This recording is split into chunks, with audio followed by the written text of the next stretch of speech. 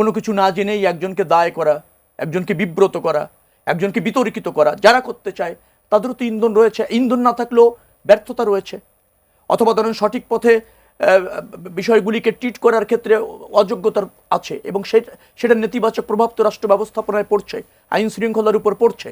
যে বিভাজনের কথা এই আজকের আয়োজনের প্রথম থেকে বলা হচ্ছে, সেই বিভাজনেরও কি সূত্রপাত আমরা পলিটিক্যাল পার্টিগুলো একজন আরেকজনকে কিভাবে ট্রিট করছি, কিভাবে আমাদের তাৎক্ষণিক প্রতিক্রিয়া ব্যক্ত করছি, সেটার একটা অন্যতম কারণ হতে পারে কিনা? দায় যতটা তার চেয়ে বেশি মনে হয় একটা গোষ্ঠীও এটাকে ভিন্ন খাতে প্রভাবিত করতে চাচ্ছে। প্রিয় সমালোচক যারা আছেন, শুভেচ্ছা এবং উসমান হাদির আরোগ্য কামনা করে শুরু করছি। হ্যাঁ, দায় পলিটিক্যাল পার্টির তো কিছুটা আছে।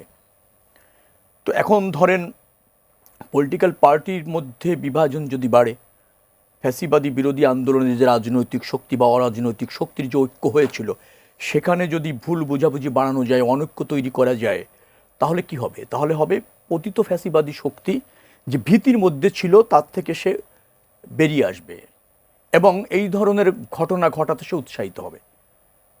তাকে নিয়ন্ত্রণ করা যাবে না, কারণ সে তো সময়ের অপেক্ষায় আছে। সে আমাদের মধ্যে অনৈক্য চায়, আমাদের মধ্যে বিভাজন বাড়লে তখন তার কামব্যাক করতে সুবিধা হয় সেই স্বমহিমায়। তারা তো বাংলাদেশে গণতন্ত্র চাইছে না, নিশ্চয়ই তারা বাংলাদেশের উত্তরণও চাইছে না। অকার্যকর বাংলাদেশ যেটা করেছিল, যাদের ছত্রছায়া করেছিল তাদের ছত্রছায়া তো এখনও আছে। সে আঞ্চলিক শক্তি বলেন, আন্তর্জাতিক শক্তি বলেন, তাদের সাথে তার সখ্যতা আছে। একটা বডি মাত্র পালিয়ে গিয়েছে, দোসররা আছে, এবং তারা তো প্রকাশ্যেই বলছে যে তারা নির্বাচন প্রতিহত করতে চায়, তারা সমহিমায় আসবে, তারা প্রতিশোধ নিতে চায়, তারা দেখে নেবে।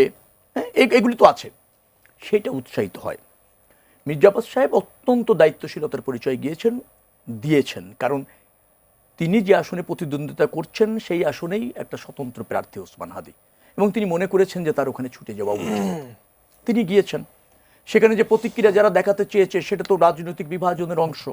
কোনো কিছু না জেনেই একজনকে দায় করা, একজনকে বিব্রত করা, একজনকে বিতর্কিত করা, যারা করতে চায় তাদেরও তো ইন্ধন রয়েছে। ইন্ধন না থাকলেও ব্যর্থতা রয়েছে, অথবা ধরেন সঠিক পথে বিষয়গুলিকে ট্রিট করার ক্ষেত্রে অযোগ্যতার আছে, এবং সেটা নেতিবাচক প্রভাব তো রাষ্ট্র ব্যবস্থাপনায় পড়ছে, আইন শৃঙ্খলার উপর পড়ছে।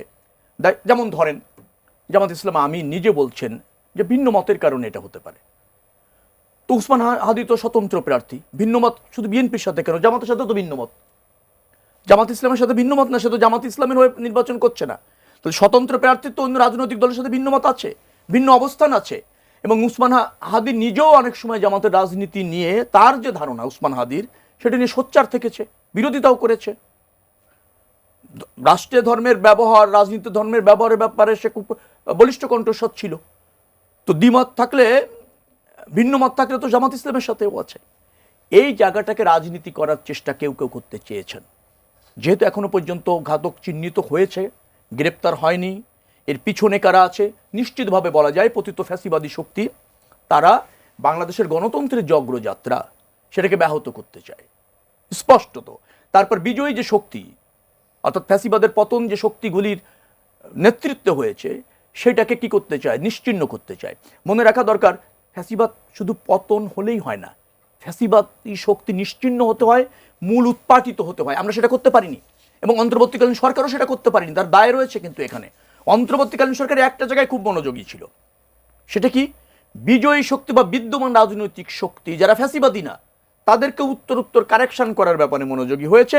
আবার নতুন রাজনৈতিক শক্তি অনুসন্ধানের চেষ্টা করেছে। কিন্তু তাদের মনোযোগী হওয়া উচিত ছিল যে ফ্যাসিবাদী শক্তি তারা যাতে আবার নতুন করে আবির্ভূত হয়ে দেশ, জাতি এবং জনগণের নিরাপত্তায় হুমকি না হয়, সে ব্যাপারে করণীয় নির্ধারণ, অথবা সে ব্যাপারে সক্রিয় থেকে তা নিধনের ক্ষেত্রে কিন্তু খুব জোরালো ভূমিকা রাখেনি অন্তর্বর্তীকালীন সরকার। আপনারা তো মানে সময়ে সময়ে অন্তর্বর্তীকালীন সরকারকে যে কোনো ধরনের সহযোগিতা, পরামর্শ সেটা দিয়েছেন।